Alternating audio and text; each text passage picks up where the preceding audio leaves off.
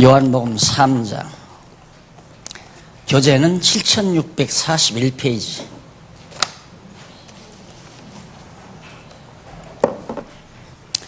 구주 사역에 의한 성취.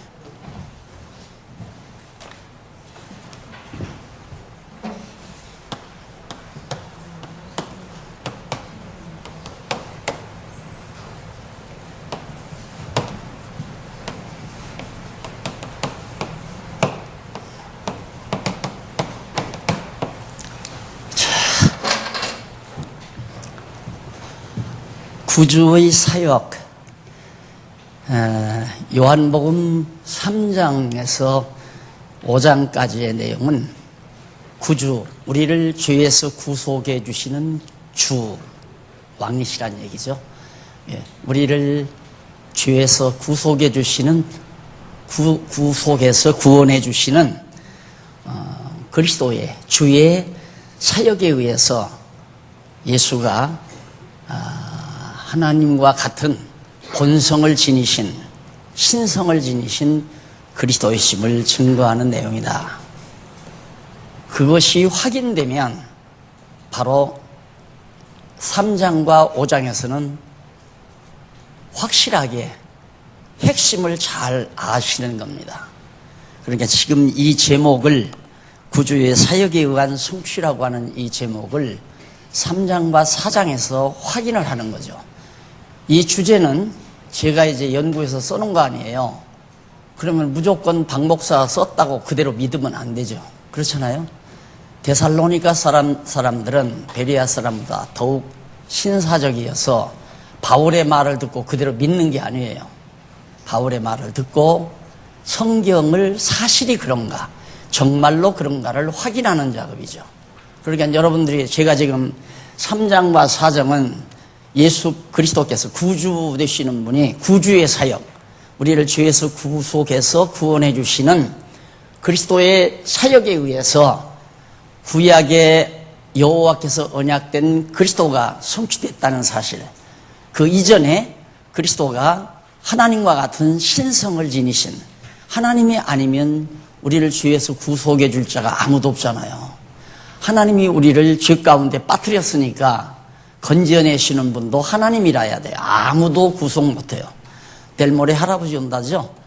로만 캐토릭 교황청에서 할아버지 온다는데 그분이 와서 별짓 다 해도 인간을 구원할 수는 없는 거예요. 그냥 선한 척하고 많은 가난한 사람들을 위해서 이렇게 행동을 취하고 가겠지만은 그건 다 이 세상에서 건덕 차원에서 누구나 다 자선사업가라면 다 할 수 있는 일이에요. 돈 많은 분이 자기 돈 가지고 자선사업 시작해서 불쌍한 사람들 돕고 또 가난한 학생들 장학금 주고, 다 그런 일들은 다 도덕적인 차원에서 얼마든지 다 하는 길이죠. 그러나 종교적인 본질은 아닙니다. 그래서 종교의 본질은 죄에서 우리를 구속해서, 구속한다는 건 죄를 용서해 준다는 얘기죠. 구속해서 구원해 주시는 그리스도이심을 드러내기 위해서 그런 사역을 해요. 구속사역을 함으로 봐라, 내가 하나님이 아니냐, 신성을 지니신 그리스도이시다. 따라서 구약에서 언약한 여호와 하나님의 언약이 그대로 성취됐다는 사실을 통하여 여호와 하나님 살아계심을 믿고 경외케 하려는 거죠. 그 이상도 없고 그 이하도 없어요. 그거 알면.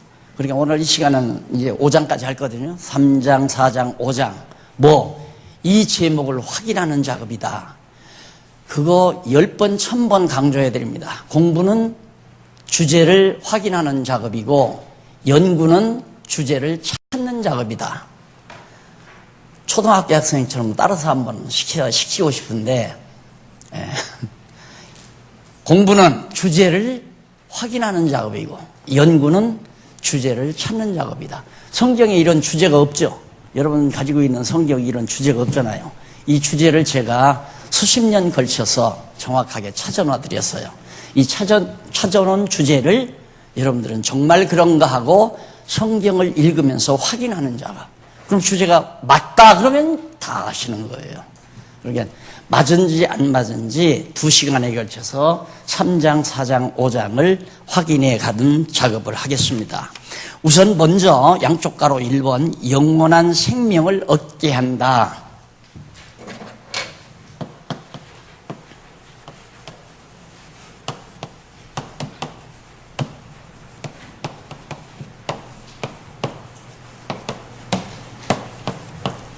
(3장이죠) 3장.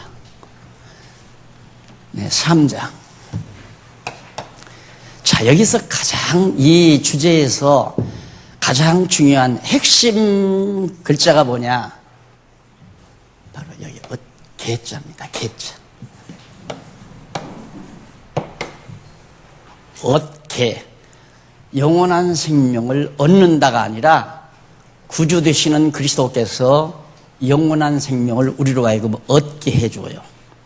내가 얻는 게 아니에요. 내가 노력해서 얻는 게 아니에요. 내가 도덕적으로 윤리적으로 착하고 선량하도록 노력해서 영생을 내가 얻는 것이 아니라 구주 되시는 예수 그리스도께서 우리로 하여금 영생을 얻게 해주신다. 그 대표적인 성경 구절이 요한복음 3장 16절 나오죠.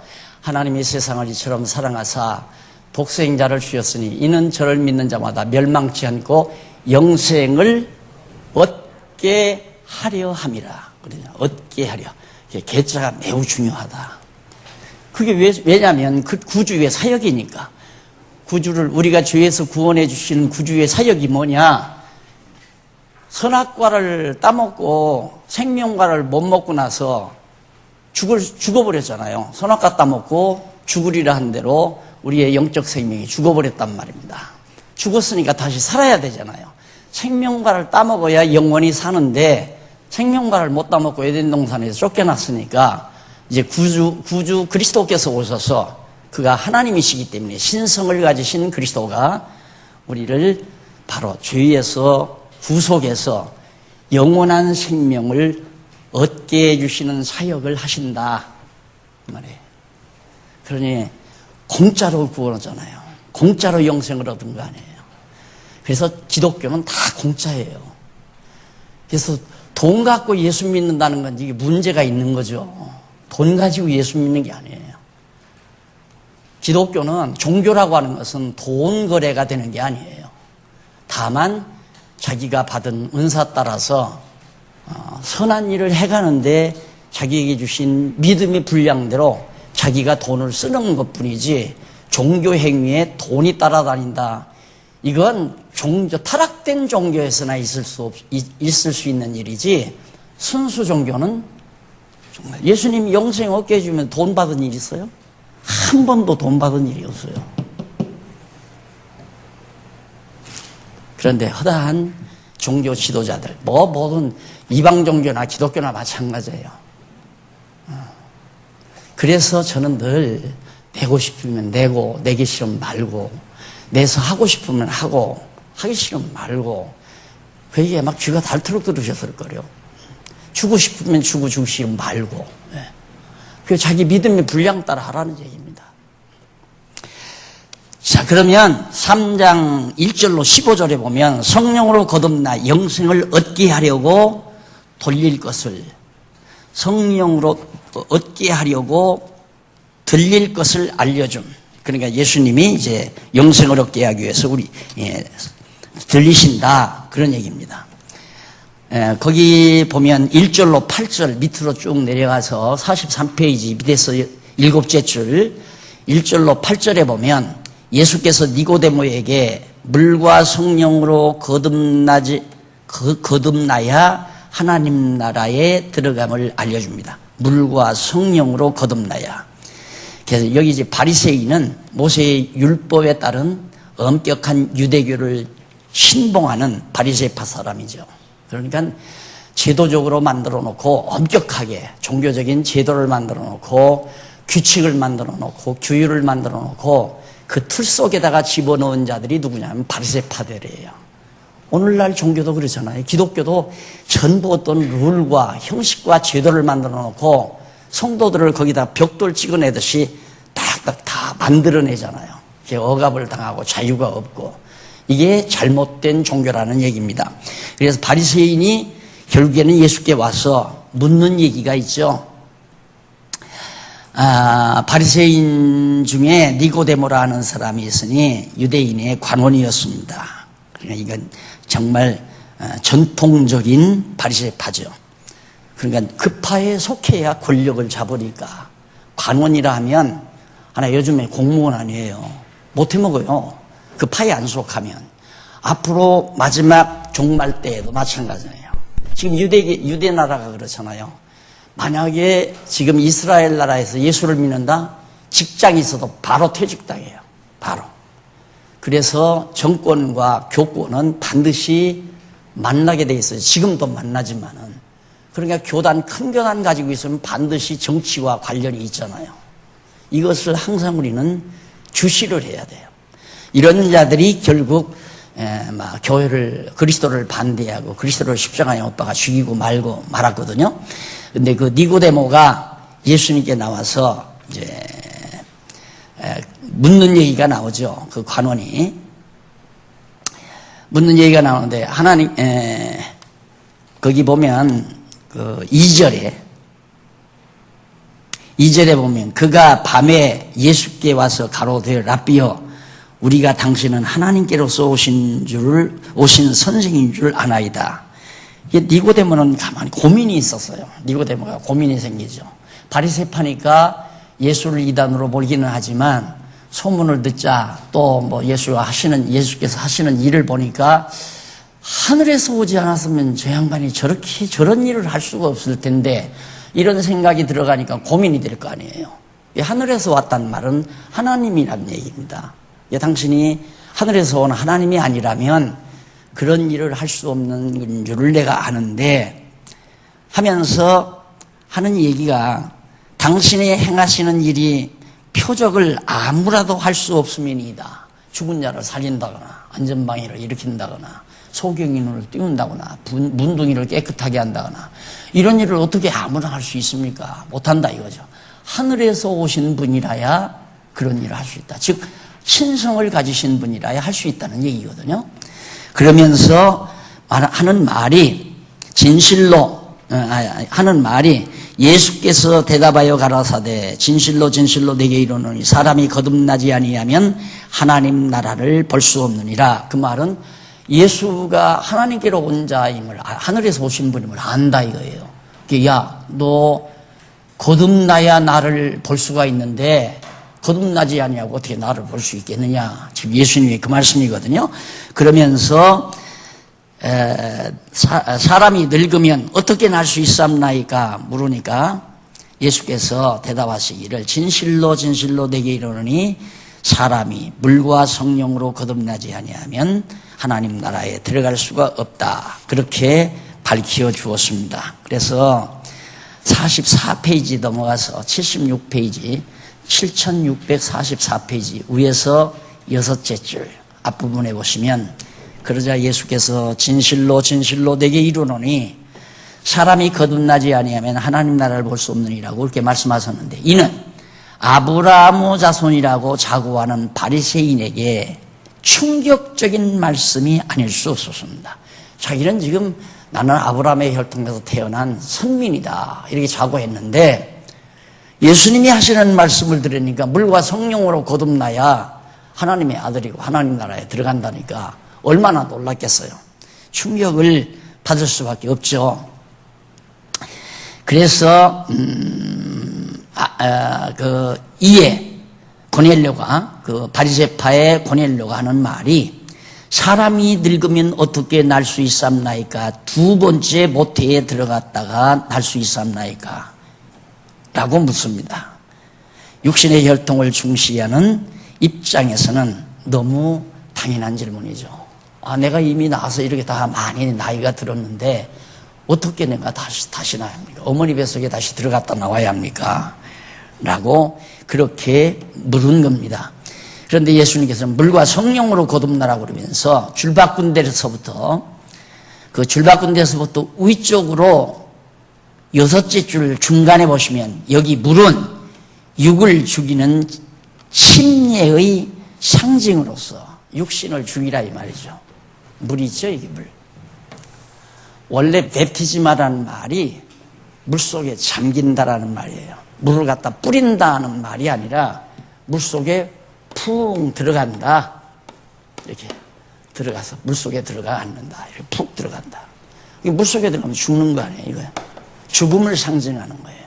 그러니까 죄와 허물로 다 엉거붙은 그런 육신은 물에 다 집어넣어서 죽인다. 이게 물과, 그리고 성령은 다시 산다 이 말이에요. 거듭나서 성령으로 다시 산다.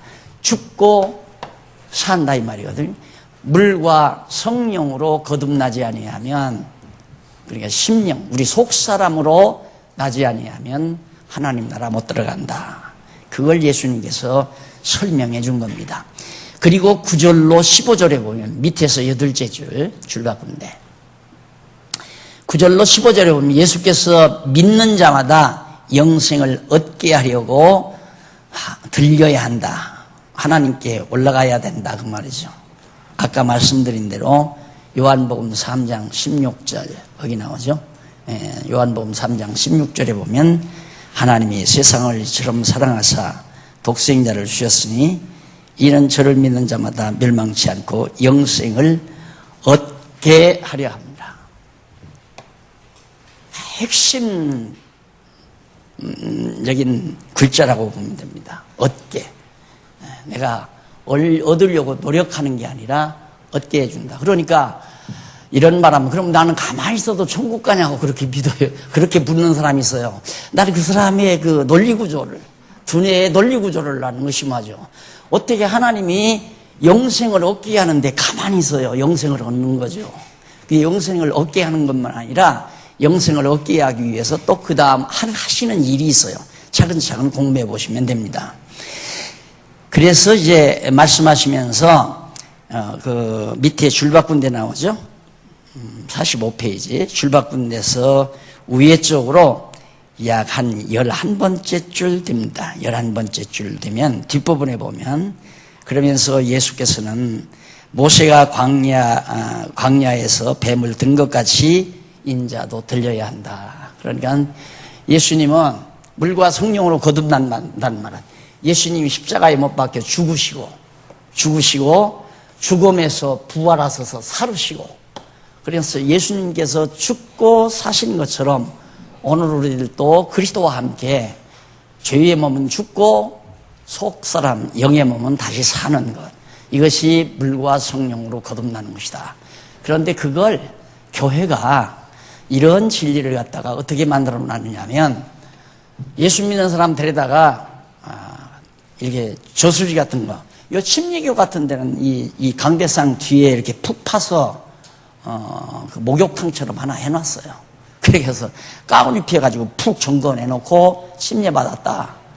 또 장로교는 그래서 물 떠다가 이렇게 해서 약식세례라고 해서 머리에 얹고, 나도 그렇게 했잖아요. 왜? 성도들이 이해를 못하니까 이해할 때까지는 샤워시간 좀 참고 해야 되잖아요. 그래서 설명은 내가 했죠. 여기 물 얹었다고 해서 물 자체가 혈액이 있는 게 아닙니다. 제가 물을 얹었다고 해서 물이 여러분의 죄를 씻는 건 아닙니다. 그냥 지금 물 속에 들어간다는 것을 상징적으로 전하는 하나의 표적입니다. 그리고 다시 이렇게 물 속에 들어갔다 올라오는 것은 산다는 표적이거든요. 그러니까 세례를 받는다는 말은, 물과 성령으로 세례받는 것은 그리스도와 함께 죽고 그리스도와 함께 사는 것을 물과 성령으로 거듭난다는 의미로 받아들여야 된다는 얘기죠. 그러니까 그런 일에 성도들은 참 민감해요. 목사가 이렇게 물을 해서 얹어주면 뭔가 신비롭거든요.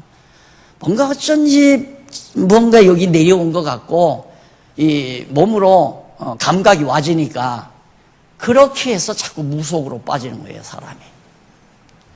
진리를 깨닫고 그 뜻이 이런 거구나 알고 나는 그리스도와 함께 죽고 그리스도와 함께 살아서 영생을 얻게 하시는 구주를 믿는다니까, 믿는 것조차도 하나님께서 믿게 해야 믿는 거예요. 뒤에 다 나오죠. 자, 그 다음 3장 16절로 21절, 아들을 보낸 것은 구원을 받게 하려는 것이라고 알려줍니다. 여기 3장 16절 바로 나오죠. 거기 보면 하나님이 세상을 이처럼 사랑하사 독생자를 주셨으니 이는 저를 믿는 자마다 멸망치 않고 영생을 얻게 하려 하심이라. 받게가 아니라 얻게 하려고 예수님께서 이 세상에 오셨다. 그런 얘기죠. 그 다음 이제 이쪽 3장 22절로 36절 보면 요한이 흥해야 할 자를 믿는 자는 영생이 있음을 증언합니다. 그러니까 요한이 자기는 망해야 되고 요한은 자기는 망해야 되고 흥할 사람은 누가 흥해야 되는가? 예수 그리스도가. 망하는 것은 죽는 걸 말하죠. 율법 아래서 율법의 마침이 되는 요한은 죽어야 되죠. 율법을 모두 율법과 선지의 대표로 온 게 세례 요한이거든요. 세례 요한이 모두 율법과 선지를 다 끌어안고 죽었다 이 말입니다. 망한다 이거예요. 그리고 예수 그리스도는 흥해야 된다. 그래서 예수 그리스도는 부활하시고 승천하심으로 우리를 영원한 생명을 얻게 하는 그 그리스도를 믿는 자에게는 영원한 생명이 있다는 사실을 증언해 주는 내용이 요한이 말한 내용입니다. 그 가운데서 우리 한번 넘어가서 48페이지 위에서 두 번째 줄 22절로 30절까지는 예수께서 세례 주는 자가 흥해야 할 자임을 세례 요한이 증언합니다. 그러니까 예수께서 자기가 세례를 주는 자, 예수님이 이제 예수님에게 세례 요한이 세례를 줬잖아요. 그런데 왜 율법, 선지 이 모두가 다 요한이 감당해서 이것에 의해서 구약에 의해서 다 인간들은 죽거든요. 구약만 있으면 인간은 구원 얻을 사람이 하나도 없어요. 아무도. 그러니까 요한은 이걸 통해서 그래서 이제 바리새인들이 율법주의자들인 바리새인들이 서기관들이 장로들이 구약 예수님 당시에 이들이 예수를 십자가에 못 박아 죽인 거란 말입니다. 그러니까 요한이 자기가 세례를 주는 자가 바로 흥해야 될 자다 이제 앞으로. 그는 죽었다가 3일 만에 우리를 의롭다 하기 위해서 부활하신다. 예수님이 죽으신 것은 우리의 죄를 위함이요. 예수님께서 살으심은 우리를 의롭다 하기 위해서 예수께서 부활하셨다. 그래서 그리스도를 믿는 자는 내 공로로 구원 얻는 것이 하나도 없잖아요. 그러나 우리는 끝까지 윤리적이고 도덕적이에요. 그래서 나는 저 사람보다 의롭고 깨끗하다는 생각을 쉽게 우리들은 해나간단 말입니다.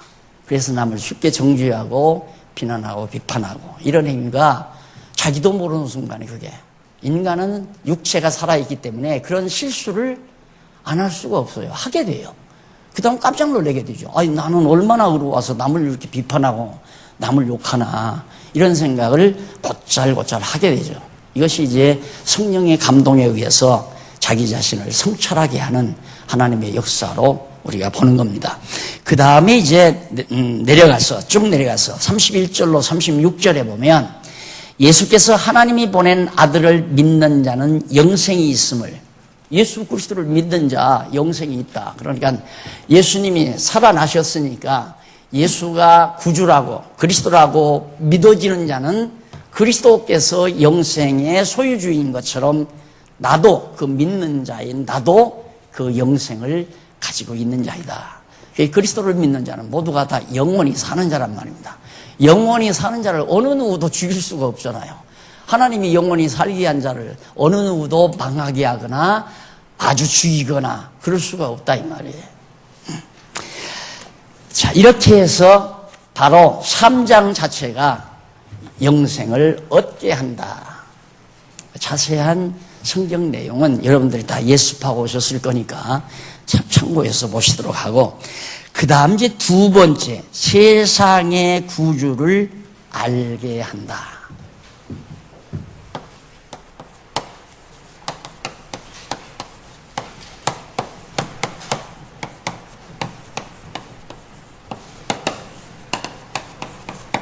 사절.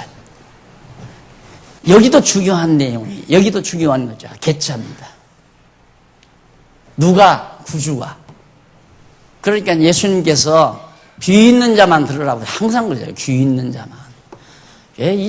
우리가 이 세상 살면서 하나님의 말씀이 귀에 안 들어온다는 것처럼 괴로운 일이 없습니다. 참 불쌍한 사람이죠. 귀가 지금 잠시, 그러니까 아야 불택자라서 안 들려오거나 잠시 육체의 소욕에 빠져가지고 귀가 청각이 무뎌졌거나 둘 중에 하나죠. 그러니까 하나님의 말씀이 안 들어와요. 그러니까 예수님께서 얘기할 때도 저들은 못 듣게 어려운 말로 말하고, 들어야 될 자는 따로 데리고 가서 쉽게 풀어서 알아듣게 말하고, 알게 하는 것이 누가 하는가? 박 목사가 여러분을 알게 하는 게 아니라 지금 우리와 함께 하시는 성령께서 우리로 하여금 알게 하는 거란 말입니다. 저도 강론집을 다 마무리하고 자판에서 손을 떼면서, 야, 정말 내가 어떻게 이걸 다 밝혀낼 수 있을까? 그건 정말 불가능한 얘기예요. 사람의 힘으로는 도저히 불가능한 얘기예요. 인간의 보편적인 생각과는 아주 다른데 어떻게 그걸 찾아냅니까? 예를 들면 이거와 똑같아요. 우리 어렸을 때 이 그늘 밑에서 글자 찾기 놀이를 했잖아요. 장난감이 없으니까 땅땅 묻은 땅에다가 내가 알고 있는 가짜를 이렇게 써요. 깊이 파요. 그래서 흙을 넣고 막 두들겨 놓고 쟤도 그렇게 하고 나도 파고 그렇게 하는데, 만약에 쟤는 일본 글자를 파고 나는 한 글자를 팠다면 저놈도 와서 가짜 파기 힘들고 나도 가서 걔가 일본 아이가 판 일본 글자 파기가 힘들죠. 같은 한글을 팠으면 격자가 나오면 아자를 썼나 어자를 썼나 몇 번 해보면 고자를 썼나 몇 번 해보면 찾아지잖아요.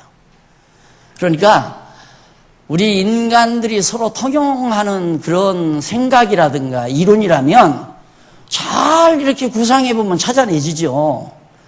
그런데 보통 우리들이 인간 생각은, 여러분 영원한 생명을 얻어야 합니다. 우리 생각 늘 그러잖아요. 설교를 들으면 여러분 영원한 생명을 얻어야 됩니다. 영원한 생명을 얻지 못하면 지옥에 갑니다. 그러다 보니까 벌벌 떨잖아요. 여러분 공부 열심히 해서 알아야 됩니다. 알아야 됩니다. 아니에요. 그러니까 제가 공부하려고 하는 마음, 배우려고 하는 마음은 벌써 성령께서 알게 하려고 공부하려는 마음을 주는 거예요. 그런데 알게 안 하려면 공부하기 싫은 마음을 주는 거예요. 뻔하잖아요. 어떻게 지금 다 40대, 50대 학교 다니면서 공부하기도 지겨운데 공부하고 싶은 마음이 왜 들겠어요? 지금도 밤잠 안 자고 공부하는 사람들이 있다니까요. 50대, 60대들이 밤잠 안 자고 공부를 해요. 목사님들도 그러고요. 그게 바로 하나님께서 온 세상을 구원하는, 죄된 세상에서 우리를 구원해 주시는 그리스도를 알게 하시려고 역사하신다. 그런 사역을 누가? 구주께서 스스로 하신다. 당신이 당신 자신을 알게 한다. 당연하죠. 내가 가만히 있으면 내가 누군지 어떻게 알아요? 내가 말 안 하고 가만히 있으면 내가 누군지 전혀 모릅니다. 저 사람 키가 작네? 저 사람 어떻게 인상이 더럽다? 이런 정도는 알겠지만 나에 대해서 일절 말하지 않으면 모르잖아요. 마찬가지로 예수 그리스도께서 당신을 드러내지 아니하면 천하 없어도 그리스도를 몰라요. 알 사람이 없어요. 그러니까 사람들이 막 군병들이 와 밀려오잖아요. 왜? 먹고 배부른 까닭에. 병 고쳐주고 배고플 때 먹고 배부르게 해주니까 막 몰려들잖아요. 그리고 한국교회도 예수 믿고 복 받으라 하니까 그렇게 몰려든 거예요. 예수가 그리스도이심을 알고 몰려든 게 아니라. 그래서 예수님께서 이제 그 많은 사람이 오면 피하잖아요. 싹 피해요. 그리고 당신을 말하지 말라고 그래요. 가서 말하지 말라. 아는 것이 너희에게만 허락됐지 다른 사람이 저들에게는 허락되지 않았다. 알게 할 자에게 그리스도께서 알게 해서 구원해 주시는 것이다. 그런데 4장 1절로 18절에 보면 사마리아 여인에게 생수를 주는 세상의 구주를 알게 합니다. 자, 보세요. 제 머리에는요, 제 생각에는 참 예수님은 너무너무 편하고 좋았겠다, 이래요. 나 같은 미련퉁이는 그래 30년 동안 이걸 뭐하러 만든다고 그냥 애를 쓰고. 예수님 보세요. 다니시다가 목마르니까 우물가에 갔어요. 여자 하나 나와요. 물 길러 나온 여자예요. 그 제자를 삼은 거예요. 거기서 가르쳐요. 거기서 당신이 구주임을 알게 해요. 여자에게 나 물 좀 한 모금 주시오. 해서 말을 걸잖아요. 그러니까 여자가 보아하니 당신은 유대인 같은데, 사마리아 여자는 북이스라엘이 망할 때 아수르 제국이 많은 이방 사람들을 그 사마리아 도읍지에다가, 북이스라엘의 수도가 사마리아 아니었어요. 사마리아의 도읍지에다가 이방 민족들을 전부 갖다가 옮겨 담고 유대인들을 다, 이스라엘 사람들을 다 딴 지방으로 다 잡아가 버린 거예요.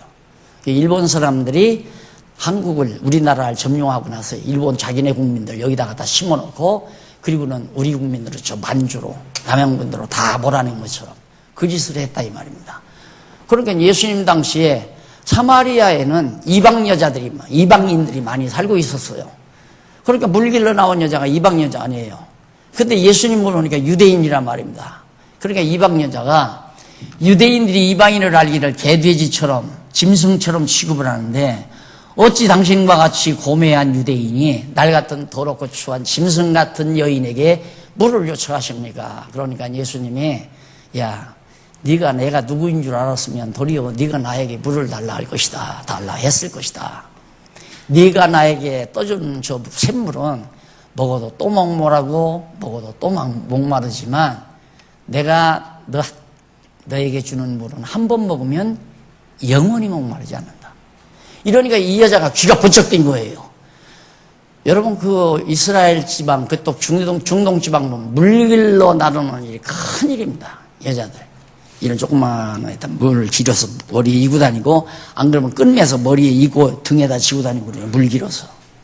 물도 뭐 보통 뭐 그냥 이렇게 바가지로 떠넣는 게 아니라 깊은 우물 속에서 길어 올린다 이 말이에요. 그게 얼마나 힘들어요.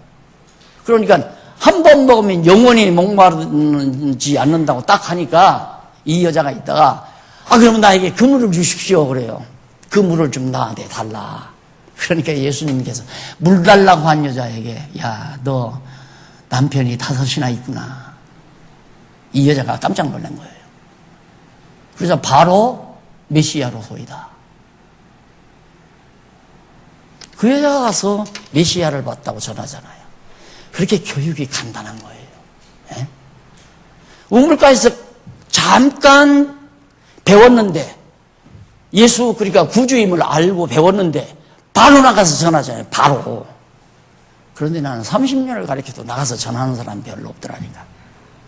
이게 내가 잘못 가르친 거죠. 내가 신학교 한 10여 년 넘기고 했으니까 머릿속에 뭐가 없겠어요. 신학 공부하면 철학사, 신학사, 그리고 모든 비교 종교학, 다 해요. 더구나 내가 교회신학 전공했잖아요. 이게 머릿속에 별거 다 들어죠. 그거 아는 척 많이 했고. 그래서 초기에 강한동서 강의할 때는, 예를 들어 로마서 하나 강의하면 신학 전체가 다 풀어나오는 거예요. 그래서 신학생들이 너무너무 좋아했어요. 너무너무. 로마서 강의하면서 로마서 한 장 가지고 30시간도 하고 50시간 하면서 막 신학적인 거 집어넣어가지고 하니까 학생들이 너무너무 좋아하죠. 다 필요 없는 거예요. 예수가 그리스도이시면 알면 되는 거예요. 내가 메시아를 만났다, 메시아를 내 눈으로 봤다, 가서 바로바로 전하잖아요. 바로바로.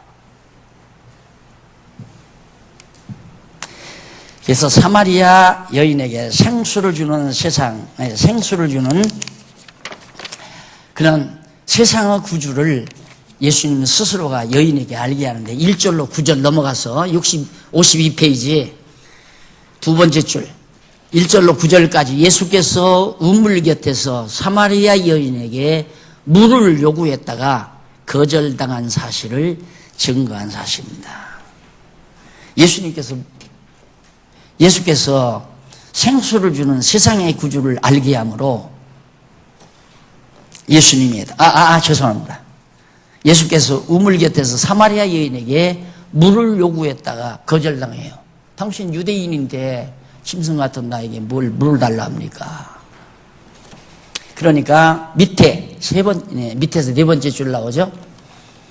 10절로부터 18절 예수께서 생수를 요구하는 여자의 과거를 드러내요. 세상의 구주를 알게 합니다. 그러니까 예수님이 아무도 자기가 처음 만난 남자니까 모르는 줄 알았죠. 자기 과거를. 그러니까 당신 남편이 5이나 있구만. 그러니까요. 쇠사쳐 놀래가지고 당신은 정말 하나님께로부터 오신 하나님의 아들 그리스도입니다. 메시아입니다.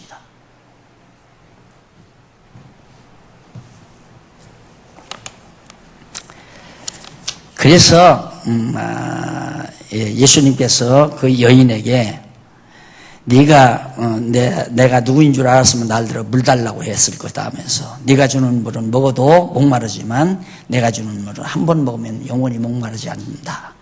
그리고 밑에서 이쪽 53페이지 53페이지 밑에서 5째 줄 중간에 보면 이에 여자가 나는 남편이 없나이다 라고 그렇게 아뢰었습니다. 여자는 자신의 사생말을 은폐하려고 한 거죠. 나는 남편이 없는데요. 그러자 예수께서 네가 남편이 없다 하는 말이 옳도다. 네가 남편 5이 있었으나 지금 있는 자는 내 남편이 아니니 네 말이 참되다. 이 여자는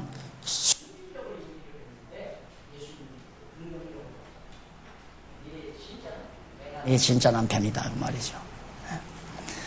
그렇게 해서 이 여인이 예수가 참 우리의 신랑 되시는 그리스도이심을 알게 된 겁니다. 그 다음 4장 19절로 26절에 보면 예수께서 여자에게 영적 예배에 대해서 가르쳐 그리스도를 알게 하는 내용입니다. 자, 거기는 조금 읽어가면서 해보십시다. 19절 여자가 가로되 주여 내가 보니 선지자로소이다. 참 선지자 메시아라고 말이에요. 메시아 직분 가운데 선지자 아니에요. 우리 조상들은 이 산에서 예배하라 하였는데 우리 조상들 그러니까 이방인들 사마리아에 살고 있는 그 사람들의 조상들은 어디서 산에다가 산당 짓고 제사하라 했다 이거예요. 그러니까 여로보암이 나라를 갈라가지고 북쪽으로 가가지고 베델과 길갈에다가 산당을 만들어 놓고 금송아지 해놓고 거기서 제사하도록 했잖아요. 그게 전통이 돼서 산에서 예배하라고 했습니다. 그런데 당신들의 말은 유대인들 말이죠. 예배하라 하였는데 당신들의 말은 예배할 곳이 예루살렘에 있다 하더이다. 산에서 말고 예루살렘에서.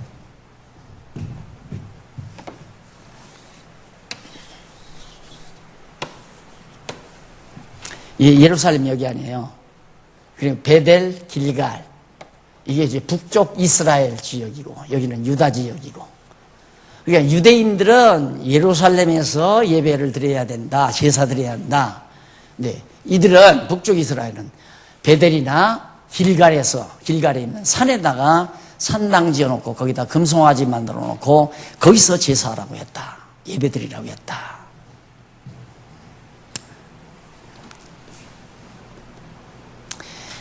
그러니까 예수님께서 하시는 말씀이 21절 나오죠. 예수께서 가라사대 여자여 내 말을 믿으라. 내가 하는 말을 믿으라. 이 산에서도 말고 예루살렘에서도 말고 너희가 아버지께 예배할 때가 이르리라. 너희는 알지 못하는 것을 예배하고 우리는 아는 것을 예배하노니 이는 구원이 유대인에게서 남이라. 그리스도가 유대인에게서 나온다 이거죠. 아버지께 참으로 예배하는 자들은 어떻게 예배를 해야 하냐. 신령과 진정으로 예배할 때가 오나니 곧 이때라. 그러니까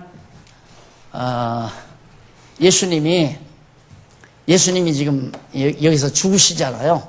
죽으시는데 죽기 전 지금 여기서 지금 이 여자를 만나서 죽기 전에 그 우물가에서 여자 만나서 하는 얘기거든요. 그러니까 너희들은 이 산에서도 예배해서는 안 된다. 그리고 여기서도 예배하지 말아라. 이거 다 필요 없다. 신령과 진정으로 예배할 때가 오는데 곧 바로 이때다. 그때 뭐냐면 예수님이 정말 신령과 진정으로 하나님 앞에 영원한 제사, 영원한 예배를 드리시는 거죠. 이 신령과 진정으로 드리는 예배입니다. 그러니까 영적으로 진짜 참으로 드리는 진짜 예배를 드리는 거다. 그리고 예수 그리스도가 제물이 돼서 여기는 양 잡아서 법궤, 언약궤가 있는 성전에서 드렸지만 여기는 찬당에서 양 잡아가지고 금송아지에게 드렸단 말이에요. 이것도 하지 말고 이것도 하지 말라. 왜? 예수님께서 신령과 진정으로 진짜 참 예배를 드릴 때가 오는데 곧 이때다. 곧 드린다. 그런데 지금까지 다 예배 드린다고 그러잖아요. 지금까지. 그래도 우리 교회는 체제개혁을 통해서 예배 드린다는 말이 지금 많이 사라졌죠. 경건회예요. 경건이란 뭐냐면 성경에 있잖아요. 너희가 모일 때에 신령한 찬미와 노래와 찬양을 드리고 또 차서를 따라 거의 모인 자들이 이제 정말 하나님의 말씀이 그때는 이제 계시가 오는 때니까 각자에게 계시가 오는 때니까 각자 모여서 기도하는 동안 하나님께서 계시가 오면 이 사람이 말한다면 이 사람이 하고 이 사람이 말한다면 이 사람이 하라 이 말이에요. 그렇게 돌아가면서 하라. 그게 경건회예요. 그러니까 경건회는 찬양이 주가 되고요. 하나님의 뜻을 구하는 기도가 주가 돼요. 그리고 말씀을 깨달은 자가 있으면 아무라도 말씀을 전하면 되는 거란 말입니다. 그게 경건회예요. 그런데 우리 전통 교회가 기독교가 목사 위주로 모든 걸 만들어 놓고 목사 없이는 예배를 못 드린다. 목사가 있어야 제사를 드리죠. 이 제사니까 이것을 여러분 다 좀 고치어보려는 것이 그렇게 쉽겠느냐 이 말이에요. 그래서 제가 이걸 내놓고 시작한 거 아니에요. 이걸 내놓고 성경대로 하다가 죽어야죠. 고생할 망정. 안 그래요? 성경대로 하다가 죽고 싶은 거죠. 어떻게 예배를 또 드려요? 예수님이 영원한 제사, 영원한 예배를 완전하게 신령과 진정으로 드려버렸는데 우리가 뭘로 또 11조 갖고 예배당 이거 성전 지어놓고 이거 성전 아니잖아요. 이건 성경 공부하기 위해서 지어놓은 거라니까요.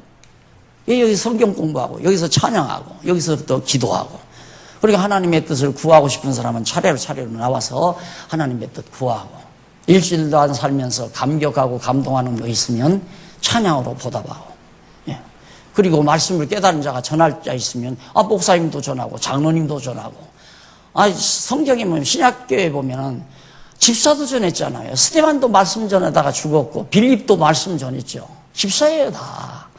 집사도 전하고 장로도 전하고 권사도 전하고 목사도 전하고 말씀은 누구나가 깨달았으면 전하는 거예요. 이 여자 보세요. 여자가 우물가에서 예수가 구주인 줄 아니까 바로 가서 전하잖아요. 바로.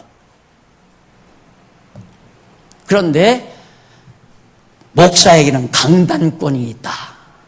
강단권이 있다.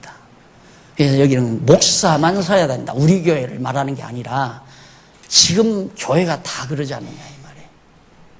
이것을 좀 성경대로 바로 잡아야 되지 않느냐 하는 얘기입니다. 자, 그 다음 이제 4장 27절로부터 30절까지 56페이지 여자가 동네에 들어가 그리스도를 만난 사실을 알게 합니다. 여자가 지금 전도하러 간 거예요. 전도하러. 이때 제자들이 돌아와서 예수께서 여자와 말씀하시는 것을 이상히 여기서 혹시 무슨 예수님이 총각이니까 여자하고 무슨 썸씽이 있나 해가지고 이상하게 여자하고 저 이방 여자하고 예수님 무슨 얘기하나 하고 무엇을 구합니까 저 여자한테 어찌하여 저와 말씀하시나이까 묻느니가 이상하니까 감히 그 말을 묻지를 않아요. 여자가 물동이를 버려두고 동네에 그냥 물길러 왔는데 그것도 내 던져버리고 가서 너무 기쁜 소식이니까 야 그리스도가 왔다. 메시아를 만났다. 이게 너무너무 기쁜 소식이니까. 근데 우리가 깨달은 이 진리가 너무너무 기쁜 소식 아니에요. 그냥 마음에 담고 있기는 도저히 불가능한. 마치 포도주를 담아서 병에다가 이렇게 딱 해놓으면, 콜라도 그렇고, 사이다도 그렇고, 병막에 딱 담아 팍 터올려줘요. 우리 가슴 속에 왜 차이잖아요. 막 팍팍 터져나가. 도저히 말하지 않고는 견딜 수 없는 그런 심정. 그러니까 여자가 당장 가서 자, 내가 그리스도를 만났다. 메시아를 만났다. 4장 31절로 38절 하나님의 뜻을 이루는 양식과 추수의 즐거움을 알게 합니다. 하나님의 뜻을 이루는 양식 21절로 34절 밑에 나오죠? 밑에서 10번째 줄 57페이지 밑에서 10번째 줄 31절로 34절 예수께서 제자들에게 보내신 이의 뜻을 이룸이 자신의 양식임을 알려줌으로 증거하신 내용이다. 우리가 사는 길이 뭔가 나를 이 세상에 보내신 뜻을 이루는 것이 내가 먹고 사는 일이에요. 내 양식이란 말이에요. 내 영혼의 양식. 그러니까 우리 영혼이 어떻게 사는가 하나님이 나를 보내신 뜻이 있는데 그 뜻을 이루지 아니하면 영혼이 죽어요. 그게 은사교회 아니에요? 은사교회. 이게 각자가 받은 은사 따라 하고 싶은 일을 하다가 하나님 앞에 가는 거란 말입니다. 그걸 그런데 정치적인 목사가 그걸 다 지금 한국교회 목사님들은 그걸 다 우리 교회가 현재 같으면 봉사에도 걷어잡고 재단도 걷어잡고 문용도 걷어잡고 선교회도 걷어잡고 다 당회가 전부 걷어잡아서 목사가 한숨 딱 쥐어가지고 목사가 결정해서 하라면 하고 목사가 하지 말라면 못하고 딱딱 얼마나 잘난 분이에요 목사가. 그러니까 교회가 다 죽잖아요. 그냥 성령이 각자에게 시키는 대로 자기 일하며 살면 돼요. 요즘 청소하는 청소부 또 생겼대요. 누가 시키지도 않았는데 장로님들 몇 분 나오셔서 청소하시더라고요. 그렇게 마음속에 하고 싶은 일이면서 하면 돼요. 그걸 왜 걷어잡아서 자꾸 조직을 하고 그걸 조직하면 누군가가 하나 권한을 줘야 되잖아요. 지금 권한 주인 사람 하나도 없잖아요. 아무 권한이 없어요. 다 각자 자기 일할 권한만이지. 자기가 하고자 했던 그 일할 권한만이지 남의 일을 하거나 하게 하거나 못하게 하거나 그럴 권한이 없다 이 말이에요. 다 하고 싶으면 하고 하기 싫으면 말고. 그래서 하나님의 뜻을 이룬다는 게 얼마나 중요해요. 분명히 나를 지금 살려두는 건 하나님의 뜻이 있을 거 아니에요. 왜 살려뒀을까? 그 뜻 당신께서 하실 일을 이루시려고 나를 지금 살려뒀을 것이니까 말씀 잘 공부하다 보면 하나님께서 이 일하라고 나를 남겨두셨구나. 살려두셨구나.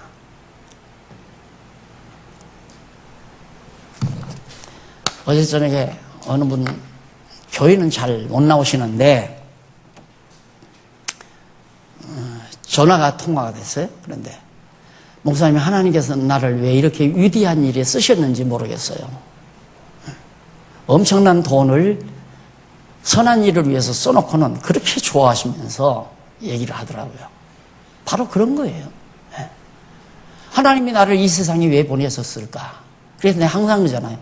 나는 누가 하라고 하건 하라고 안 하건 간에 나는 하나님 앞에서 내 할 일을 내가 아니까 나는 나 혼자라도 한다는 말이 그 말이에요. 나는 내 할 일 못하고는 못 살죠. 죽어버리지 뭐로 살아요. 내 할 일 내가 하다가 살아야죠. 그 대신 남의 하는 일 방해할 필요도 없고 막을 필요도 없고 하도록 다 지금 각각 하나님 앞에서 하는 일. 그래서 예수님도 지금 하나님의 뜻을 이루는 양식, 그것이 내 신령한 양식이다. 추수의 즐거움. 예, 하나님의 백성들, 익은 하나님의 백성들을 거두어 드리는 것. 전도하는 일이죠. 얼마나 즐거운데요. 인도에서 인도 목사들, 현지 목사들이 그 전에 가서 그냥 사정을 했죠. 현지 목사들 좀 모아주시오. 돈 몇천만 원 가지고 가서 그것도. 그런데 그렇게 안 모아줬는데 지금은 여기 가만히 있어도 50여 명인가 현지 목사들 모아놓고 우리 성경개론 가르치고 싶은데 교재를 좀 보내줄 수 있느냐. 연락이 와가지고 지금 당신들 가지고 가는 교재 복사해서 쓰면 된다. 지금 그렇게 연락해 주려고 하고 있어요. 얼마나 놀라운 일입니까? 인도라고 하는 그 척박한 땅에 50여 명의 목사가, 현지 목사들이 모여서 자기네들이 여기서 공부하고 가는 것을 같이 모여서 이제 자기네들이 전달하겠다 이거예요. 성경도 있잖아요. 너도 디모데에게, 바울이 디모에게 너도 가르쳐라. 신실한 자에게 가르쳐라. 내가 너에게 가르친 것처럼 너도 신실한 자에게 가르치면 그가 또 다른 자를 가르치리라. 그게 바로 선생이 제자 삼아서 형제 삼고 동역자 삼는 거예요. 그게 바울이 디모데를 가르치니까 디모데가 동역자가 되잖아요. 동역자가 되고 또 디모데가 또 가르치니까 그도 역시 동역자가 되고. 그런데 지금은 신학교 딱 만들어서 돈 받고 딱 특권을 부여해서 내보내잖아요. 예수님도 우물가에서 학생 하나 모집해 놓고 너 내가 구주 가르쳐 줄 테니까 등록금 내라. 그거 아니잖아요. 그래서 신학교 안 한다고 말이에요. 신학교는 안 돼요. 아니에요. 그건 성경적이 아니에요. 어떻게 복음을 돈 주고 받느냐 이 말이에요. 그래서 예수는 공짜로 믿고 자기 은사는 돈 들여서 하고, 돈은 자기 할 일 할 때 돈 들어가는 거지, 돈 안 쓰려면 일 안 하면 돼요. 그러면 돈 하나 안 들어가요. 예수는 공짜로 믿는 거고. 여자가 공짜로 다 알았잖아요. 예수가 그리스도를 공짜로 알았잖아요. 어떻게 예수 믿는 걸 돈 내고 믿게 만들었냐 이 말이에요. 그것도 고쳐야 되고. 이 지금 한국교회뿐만 아니라 세계교회가 고쳐야 될 것이 요것만 바꾸면 끼워넣으면 되는 게 아니라 차를 갖다가 한 10년 타고 오니까 바퀴만 좀 갈면 그래도 한 2, 3년 타겠다. 그게 아니에요. 완전히 구조적으로 이게 잘못됐기 때문에 완전히 바뀌어야 한다니까. 근본적으로 바뀌어야 돼요. 성경을 모르고 세워놓은 교회가 제대로 됐겠어요? 생각해 보세요. 그것이 우리들이 지금 제시하고 하는 개혁 작업입니다. 그 다음 넘어가서 35절로 38절에 보면 예수께서 추수 예로 영생에 이르는 열매를 모아 즐거움에 참여함을 알게 하는 거죠. 그래서 예수님께서 신령한 지금 밭을 보라. 얼마나 많은 곡식들이 지금 익어갔느냐. 사실 그렇거든요. 중국에 1억 5천에 달하는 영혼들, 지금 예수 믿는 사람들이. 인도에도 인도 인구의 5% 내지 10%가 지금 예수를 믿는다고 그래요. 엄청난 거죠. 그게 우리의 눈에 보여야 돼요. 그게 보여야 한단 말입니다. 그런데 우리는 그냥 편안하게 하나님이 주신 돈 가지고 편안하게 좋은 거 먹고 좋은 거 입고 누리고 그러면서 즐겁게 이렇게 살았으면 참 좋으시겠죠. 저는 그렇게는 못 살겠어요. 솔직히 그렇게는 못 살죠. 그렇게 살아면 안 되죠. 또 보이는데, 익은 곡식들이 보이는데, 그 추수하라는 얘기 아닙니까?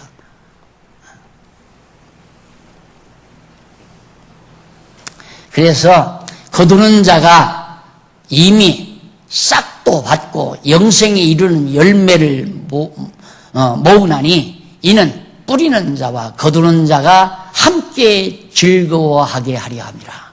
하나님의 말씀을 전하는 자와 모든 영혼들을 말씀을 받아서 하는 그들을 거두어 드리는 자, 씨 뿌리는 자와 거두는 자가 기쁨을 같이 하는 거 아니에요. 내가 나가서 벽씩 뿌렸는데 가을에 가서 볕단 거두어들일 때 얼마나 기쁨이 있겠어요. 우리는 지금 씨앗이 엄청 많이 가지고 있어요. 곳간에 지금 씨앗이 가득하잖아요. 이거 갖다 지금 뿌리자는 거죠. 뿌리면 현지에 있는 목사님들이 다 거두어드릴 거 아니에요. 거두어드릴 거.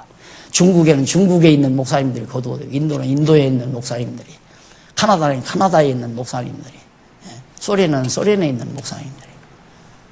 이게 바로 우리 교회가 해야 될 가장 중요한 일. 예수님께서 지금 그렇게 하게 한다는 얘기거든요. 그래서 여기 싹이라는 말은 헬라어로 비스톤, 거기 나오죠? 헬라어 하나. 이는 일금, 바로 보상, 그런 뜻인데, 거두는 자가 이미 싹도 받고 영생에 이르는 열매를 모으느니라는 말은 거두는 자가 보상을 받으려고 영생에 이르는 열매를 모은다. 그러니까 거두는 자가 보상받기 위해서 거두는 자가 보상을 받으려고. 그러니까 곡식을 뿌려놓고 거두지 않으면 아무것도 내가 소득이 없잖아요. 그러니까 씨를 뿌렸으니까 보상을 받기 위해서, 그 대가를 받기 위해서 거둬들인다. 열매들을 거둬들인다. 오늘 우리의 수고와 땀, 은사교회 성도들의 수고와 땀의 결과는 영혼들을, 열매들을 거두어들이는 것이 우리의 싹이다, 이 말이에요. 그래서 사도 요한이 그런 말을 하죠. 요한일서에 보면 형제들이 진리 안에서 산다는 말을 듣는 것보다 더 즐거운 일이 없다. 그러니까 정말 복음을 위해서 사는 사람은 어디에서 말씀 듣고 너무 행복해요. 이 말 듣는 것만큼 사이다가 문제가 아니에요. 그 말 한마디 들으면. 예를 들어서 제가 연구실에서 글을 쓰다가 좀 피곤하다가도 지방에서 전화가 따로 돌아와요. 목사님 너무너무 행복해요. 저 지금 공부하다가 도저히 견딜 수가 없어서 전화를 드렸어요. 피곤이 싹 가시죠. 그래서 내가 우리 교회에서도 그러잖아요. 공부한다는 말씀 들으면 그것만큼 즐거운 일이 없잖아요.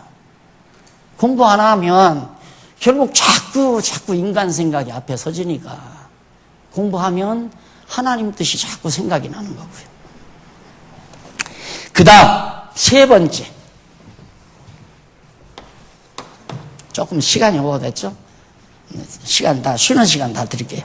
세상의 구주를